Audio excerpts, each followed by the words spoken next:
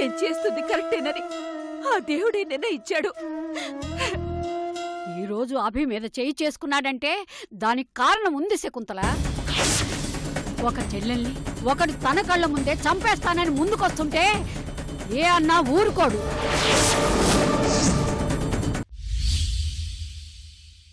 నువ్వు అడిగిన సంబంధం అన్నా చెల్లెల సంబంధం శకుంతల.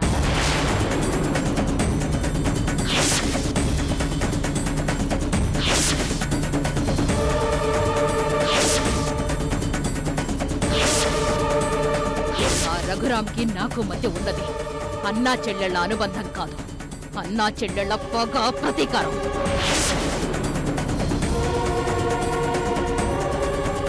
నమ్మలేకపోతున్నారా?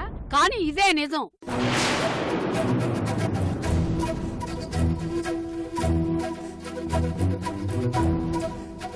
ఆ భద్రావతి నాకు నా తమ్ముడికి చెల్లెలవుతుంది, నీకు ఆడపడుచవుతుంది, నీ పిల్లలకి మేనత్త అవుతుంది.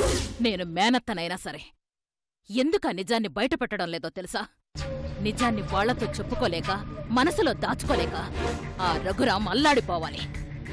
ఏదో ఒక రోజున ఆ రఘురామే నిజం చెప్పాలి. పరిస్థితి ఎంతవరకు వచ్చింది కాబట్టి నిజం చెప్పక తప్పదు. చెప్తాను వినండి.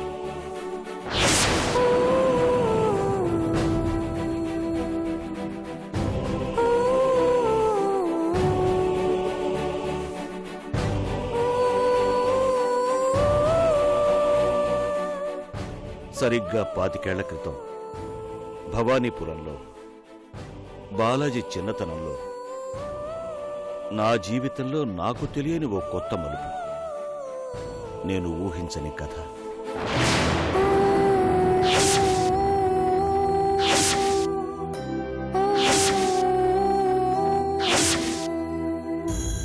అదొక అన్యాయమైన కథ, నన్ను నా తల్లిని మోసం చేసిన కథ.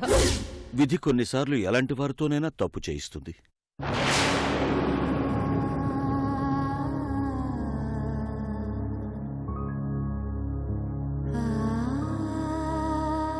మంచికి మారుపేరైన మా నాన్నగారు తనకి గురువులు దైవ సమానులు అయిన ఓ వ్యక్తి ఆయన కాళ్ల మీద పడి, నా కూతురికి నువ్వే దిక్కు, ఈ పరిస్థితుల్లో నువ్వే ఆదుకోవాలి అని వేడుకునేసరికి వేరే మార్గం లేక ఆమె మెళ్ళో తాళి కట్టాల్సి వచ్చింది. అలా ఆయన రెండో పెళ్లి చేసుకున్నారు. అప్పటికా విషయం నాకు కూడా తెలీదు. ఆ పెళ్లితో నా తల్లి ఆ రఘురామయ్య తండ్రికి రెండో భార్య అయింది. కాలగమనంలో నా తండ్రి చనిపోయారు. ఆ తర్వాత కొద్ది సంవత్సరాలకి ఈ జడ్జి రఘురాం ఇంటికి ఒక లాయర్ నోటీస్ వచ్చింది. నాకు నా తల్లికి అన్యాయం జరిగిన తర్వాత నేను మొట్టమొదటిగా ఉపయోగించిన అస్త్రం ఆ నోటీసే. ఆ నోటీస్ పట్టుకుని ఒక ఊరు వెళ్ళాను. అక్కడ తెలిసింది నోటీస్ పంపించింది ఎవరో కాదు, భద్రావతి అని.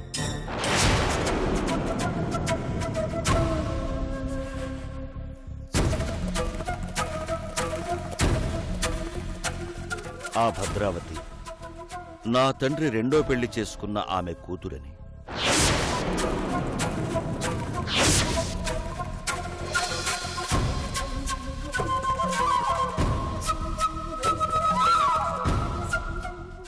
అప్పటికే భద్రావతికి శంకర్ అనే వ్యక్తితో వివాహం జరిగిపోయింది. ఇద్దరూ కలిసి ఆస్తిలో వాటా కావాలని నాకు నోటీస్ పంపించారు. ఆ నోటీస్తో రఘురామయ్యని గజగజలాడించాను. నా ఉనికిని నేను తెలియజేశాను. భద్రావతి అనే సమస్య తనింటికి మొదలు కాబోతోందని తెలిసేలా చేశాను. నా తల్లికి బిడ్డ కాకపోయినా నా తండ్రి రక్తం పంచుకు పుట్టిన ఆడపిల్లే కదా అని ఆస్తిలో సమానంగా వాటా ఇచ్చేశాను. ఇచ్చాడు. జనాలందరికీ నిజం తెలిసిపోయింది కాబట్టి తన పరువు పోతుందని నన్ను చెల్లెలిగా ఒప్పుకొని వాటా ఇచ్చాడు. ఆస్తి పంపకాలతో అనుబంధాలను తెంచేయలేకపోయాను. అప్పుడప్పుడు నా చెల్లెల్ని కలుస్తూ ఉండేవాడిని. ఎంత కాదనుకున్నా అన్నయ్యే కదా అని నేను పలకరిస్తూ ఉండేదాన్ని. కానీ ఒకరోజు ఒక సంఘటన జరిగింది. ఆ ఒక్క సంఘటనే జీవితాలని మార్చేసింది. ఒక అన్నని ఒక చెల్లెలు శత్రువుగా భావించేలా చేసింది. భద్రావతి భర్త తను చేస్తున్న పాల వ్యాపారంలో విషపూరితమైన కల్తీ మందుల్ని కలిపాడు.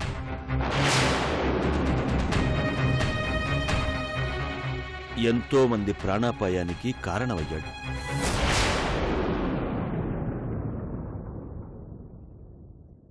ఆ కేస్ నా కోర్టుకొచ్చింది. అదేదో పెద్ద నేరంలా, వ్యాపారాల్లో ఎవ్వరు చెయ్యని ఘోరంలా నీ తండ్రిని కోర్టుకీడ్చారు. ఆధారాలతో సహా నేరం నిరూపించబడేసరికి న్యాయం విషయంలో తనామనా భేదం లేని నేను భద్రావతి భర్తకి శిక్షను విధించాల్సి వచ్చింది.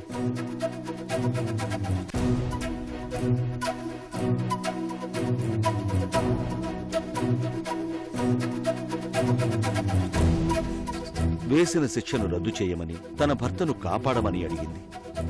జడ్జన్నాక కేసుని కొట్టివేయగలడు, తీర్పు మార్చి చెప్పగలడు. కానీ అలా చెయ్యలేదు. ఎందుకంటే ఆస్తిలో వాటా అడిగాను కదా, ఆ పగని మనసులో పెట్టుకున్నాడు. అందుకే మీ నాన్నను అన్యాయంగా జైలుకు పంపించాడు.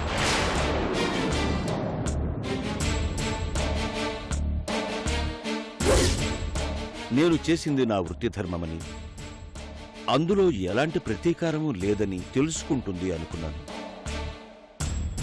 అతను జైలు నుంచి రిలీజ్ అయ్యాక తనే మారుతుంది, మర్చిపోతుంది అనుకున్నాను. ఎలా మర్చిపోతాను? చెల్లెలి జీవితాన్ని నాశనం చేసిన వాణ్ణి ఎలా మర్చిపోతాను? శిక్షాకాలం పూర్తి కాకముందే శంకర్ జైలు నుంచి తప్పించుకున్నాడు. ఎటు వెళ్ళాడో, ఎక్కడ ఉన్నాడో ఇప్పటివరకు ఎవరికీ తెలీదు. అలా చాలా దూరం పారిపోయిన మీ నాన్న ఆరోగ్యం క్షీణించి పోలీసుల నుంచి తప్పించుకోలేక, జనాలకు మొహం చూపించుకోలేక దిగులుతో ఆత్మహత్య చేసుకున్నాడు.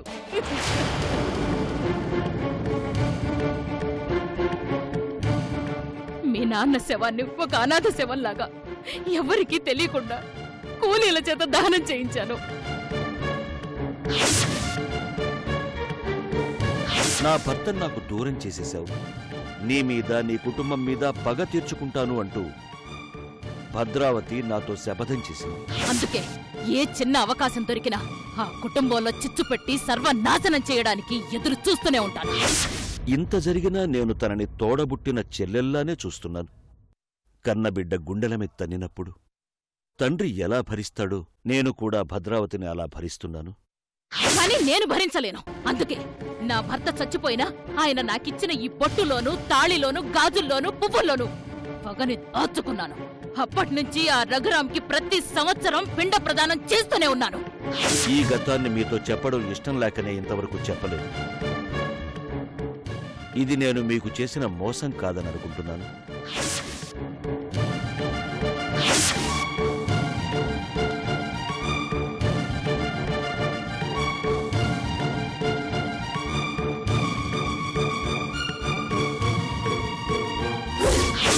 ఆ రఘురాం కుటుంబం చిన్నాభిన్నమై వాడు గుండె పగిలి చచ్చిన రోజు నా మనసు శాంతిస్తుంది. అప్పుడు నా బొట్టు పువ్వులు తీసేస్తాను.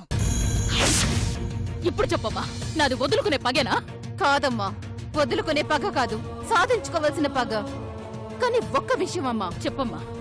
నీకు ఆ ఇంట్లో ఒక స్థానం ఉందని తెలిసిన తర్వాత నువ్వు బయట నుంచి పోరాటం చేయడం కన్నా ఆ ఇంట్లోకి ఎంటర్ అయ్యి ఒక్కొక్కరిని ఆడుకోవడం మంచిది. అది ఎలా వర్కౌట్ అవుతుందనేది ఆలోచించు. కనిపెడతా, ఆ అవకాశం ఎక్కడుందో కనిపెడతా. శకుంతల, ఒక ఆడదాని మీద, అందులోనూ నా చెల్లెలపై చెయ్యెత్తాడన్న ఆలోచనతోనే కొట్టాను, అంతే. క్షమించండి మావయ్య గారు.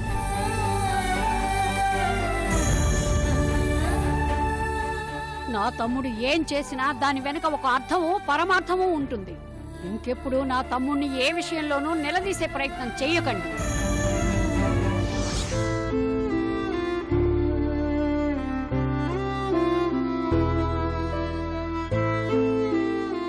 అక్క, స్ట్రాంగ్ కాఫీ ఇవ్వమంటావా? ఇప్పుడేమొద్దు. ఎందుకంత డల్గా కూర్చున్నావు? ఏం లేదు.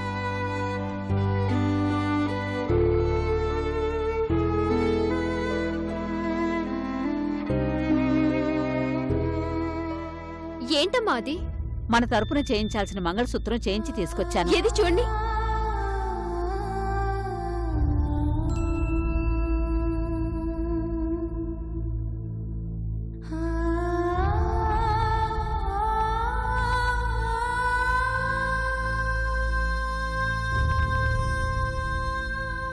చాలా బాగుందమ్మా. అక్క, నువ్వు కూడా చూడు, నీ మెళ్ళో చేరబోయే సూత్రం. ఇది చూస్తుంటేనే పెళ్ళైపోయిన ఫీలింగ్ వస్తుంది. మనసుకు తెలియని ఒక ఆనందం అనిపిస్తుంది కదూ. ఇలా ఇవ్వపన్నా.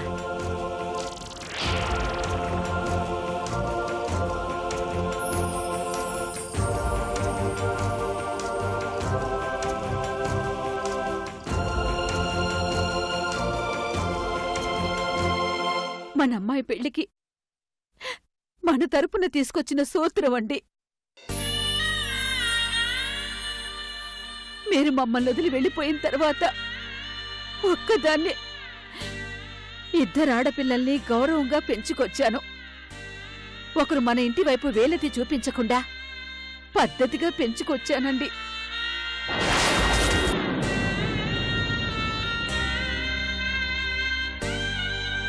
నా పిల్లలెప్పుడూ ఏ చిన్న పొరపాటు చేయలేదు.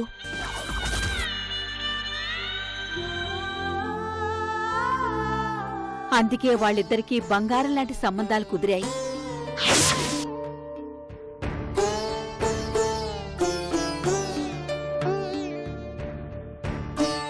మీరు దగ్గరుండి చేయించాల్సిన శుభకార్యం ఇది. కొడుకులే ఉంటే మీ బాధ్యతని వాళ్ళు తీసుకునేవాళ్ళు. నాకు అన్నో తమ్ముడో ఉండుంటే మేనమామలుగా వాళ్ళైనా జరిపించేవాళ్ళు. ఎవ్వరూ లేరు. మగదిక్కులేని కుటుంబం అయిపోయింది.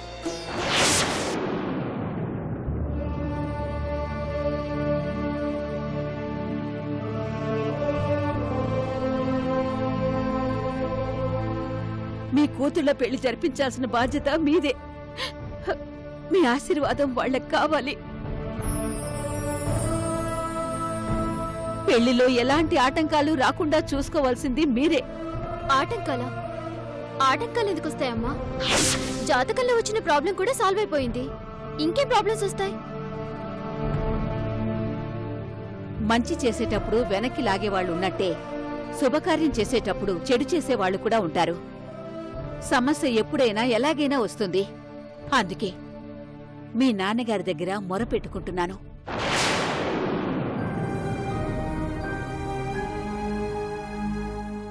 అలాంటివేం రావు, నువ్వు భయపడకు.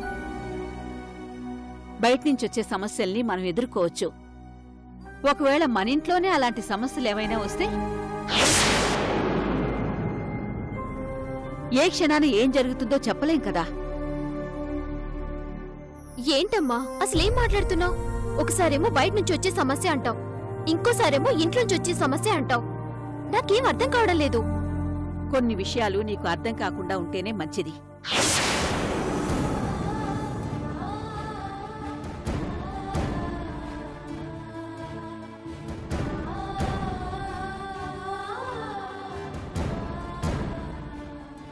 అక్కా, మీనాక్షి ఏం మాట్లాడిందో నీకేమైనా అర్థమైందా? నాకైతే ఏమీ అర్థం కాలేదు.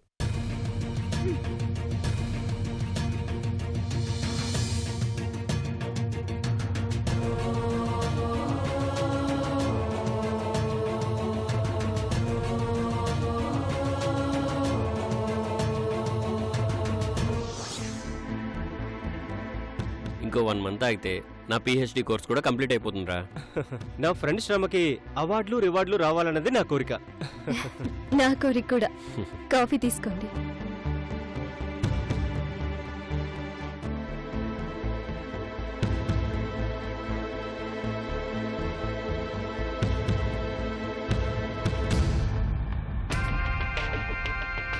పెద్ద పెద్ద కాఫీ షాపుల్లో కూడా నువ్వు చేసిన టేస్ట్ రాదు Gayatri. Thank you.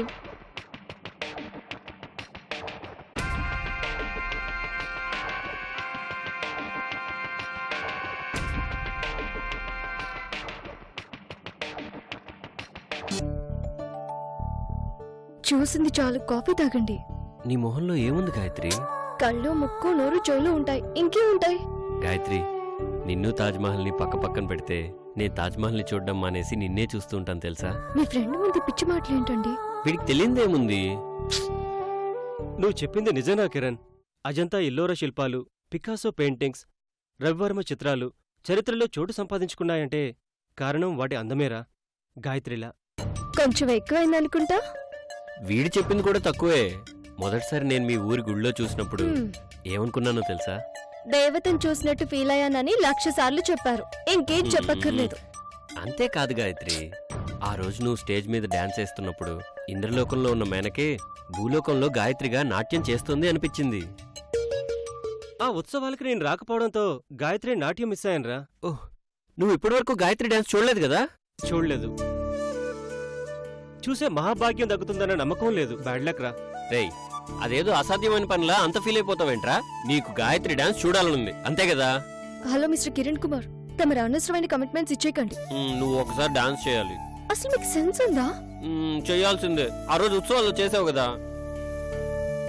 Sorry, stage మీద పర్ఫార్మ్ చేయడం వేరు, ఇలా ఇంట్లో ఫ్రెండ్స్ ముందు పర్ఫార్మ్ చేయడం వేరు. రేయ్, మీ ప్రేమ కోసం నేను ఎంత త్యాగం చేశానురా. నా కోసం ఈ చిన్న కోరిక తెచ్చలేరు? గాయత్రి ప్లీజ్ గాయత్రి. అర్థం చేసుకోరు. అబ్బబ్బబ్బబ్బబ్బా, భానుప్రియలా ఎంత ముద్దుగా అన్నావు గాయత్రి. భానుప్రియలా 2 స్టెప్పులు కూడా వేసావంటే హ్యాపీ. అబ్బా, అర్థం చేసుకోరు. అర్థం చేసుకోవాల్సింది నువ్వు. Come on come on come on Gayatri, come on Gayatri.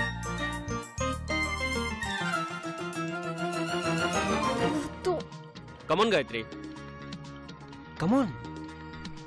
చెయ్యి ఓకే, చెయ్యి.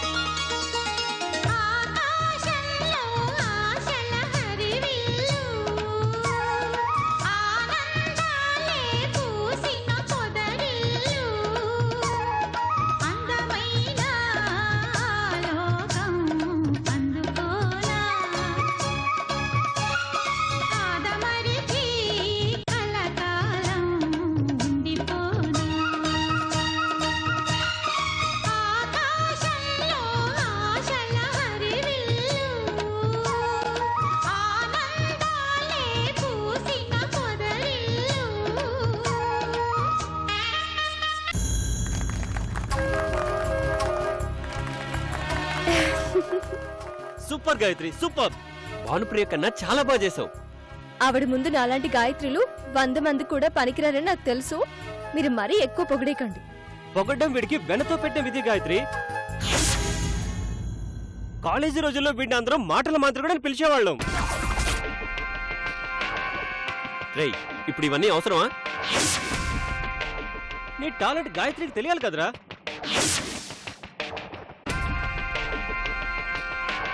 గాయత్రి, వీడి కాలేజ్ రోజుల్లో అమ్మాయిలు పొగుడుతుంటే అందరూ ఫ్రాట్ అయిపోయేవాళ్ళు తెలుసా?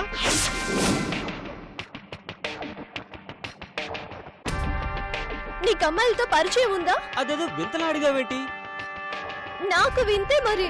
కవుల చేత రాజులు పొగిడించుకునేటట్టు కిరణ్ చేత అమ్మాయిలు పొగిడించుకునేవాళ్ళు. ఒరేయ్, నేను అమ్మాయిల్ని పొగట్టడం సంగతి పక్కన పెడితే ఇప్పుడు నువ్వు నన్ను పొగట్టడం ఇక్కడ రాంగ్ గా కనెక్ట్ అవుతుంది. మీ గురించి గొప్పగా అనుకున్నాను. అమ్మాయిలకి 1 కిలోమీటర్ దూరంలో ఉంటారనుకున్నాను. మెయిన్ మ్యాటర్ లోకి ఎంటర్ అయిపోయింది. మీరు కూడా పెద్ద లవర్ బాయ్ కదా. పొగడ్డాలేనా, ప్రేమలో పడ్డాలు కూడా ఉన్నాయా? అయ్యో రామరామ, ఎంత మాట ఎంత మాట. సార్ గురించి సర్వం తెలిసినవాడు కదా, నువ్వు చెప్పు వంశీ. నీ గురించి అయితే మాత్రం చెప్పాడు, అంతవరకు నేను గ్యారంటీ ఇవ్వగలను. ఒరే అగ్గిపుల్ల స్వామి, ఇవాళ నన్ను టార్గెట్ చేసావేంట్రా? ఎవరో ఒకరు ప్రేమలో పడే ఉంటారు. వద్దు గాయత్రి, ఆ మాటలు ఈ గుండె తట్టుకోలేదు. ఇందులో ఉన్న రూపం గాయత్రిది మాత్రమే.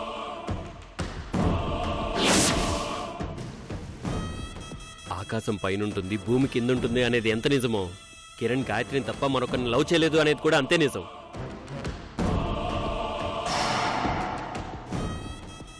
నన్ను నమ్మడం లేదు కదా గాయత్రి. సిన్సియర్గా ఒక మాట చెప్తాను విను. పొగడ్డం ఆరాధించడం వరకు నిజమే, కానీ ప్రేమ అనే కాన్సెప్ట్ మొదలైంది మాత్రం నీతోనే.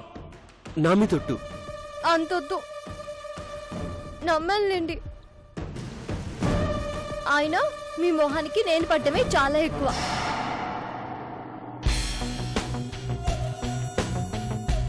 మగాడు ఆడవాళ్ళు ఈగోని సాటిస్ఫై చేస్తే వాడి జీవితం 3 లవ్ సీన్లు 6 డ్యూయెట్లతో హ్యాపీగా ఉంటుంది. ఏమంటావురా? నువ్వు చెప్పింది నిజమేరా? ఆ ఈగో సాటిస్ఫై కాని రోజు ఉంటుంది నీకు నరకం.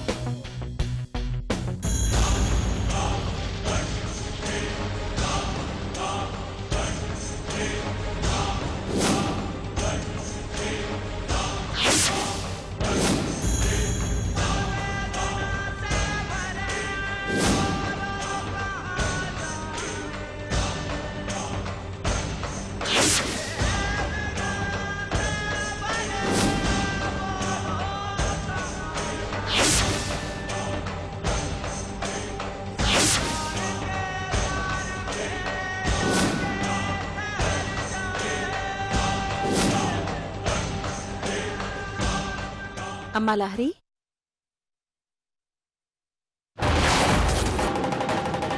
అమ్మేదమ్మా. నిన్నే అడుగుతున్నాను, అమ్మేదమ్మా. లోపలుంది. భద్రావతి,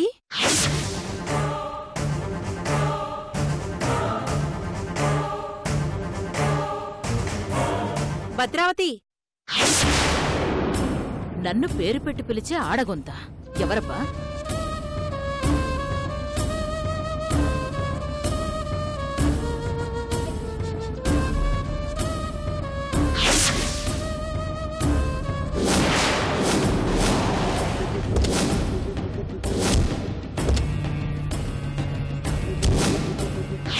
అయితే లోపల అడుగుపెట్టి మనసులో ఏం కోరుకుంటావో కోరుకో. నా తండ్రి నాకు దూరం చేసిన ఈ దేవాలయం శ్మశానం అయిపోవాలని మొక్కుకుంటానమ్మా. శభాషమ్మా.